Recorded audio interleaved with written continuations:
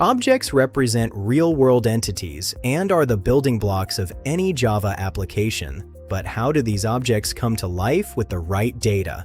Object initialization is the process of assigning starting values to instance variables. This can happen through default values or specific parameterized inputs.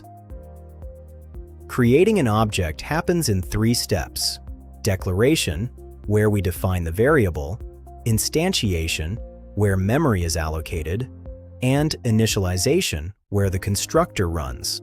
When you use the new keyword, the JVM allocates space on the heap and returns a reference that your variable on the stack can point to.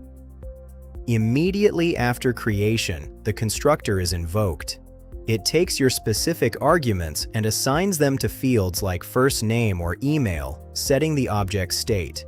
If you don't define a constructor, Java provides a default one. It sets numeric values to 0, booleans to false, and object references to null. Remember, a constructor must match the class name exactly. It has no return type, and a single class can have multiple versions through overloading. Constructors follow a hierarchy.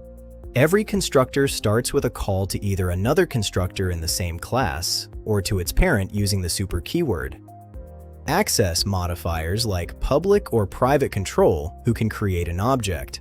Proper visibility ensures your class is used exactly as intended across packages. Constructor overloading lets you create objects with different levels of information, like creating an account with just an ID, or with an ID and a balance. To avoid repeating yourself, use constructor chaining. One constructor can call another using the this keyword, centralizing your initialization logic. Best practice: keep constructors simple. Focus on setting the initial state and leave complex business logic for methods later in the life cycle. Use constructors for mandatory fields that an object needs to exist.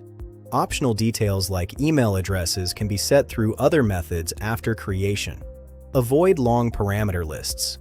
If a constructor is getting crowded, it's often a sign that you should group related fields into a separate helper class. One class, one responsibility.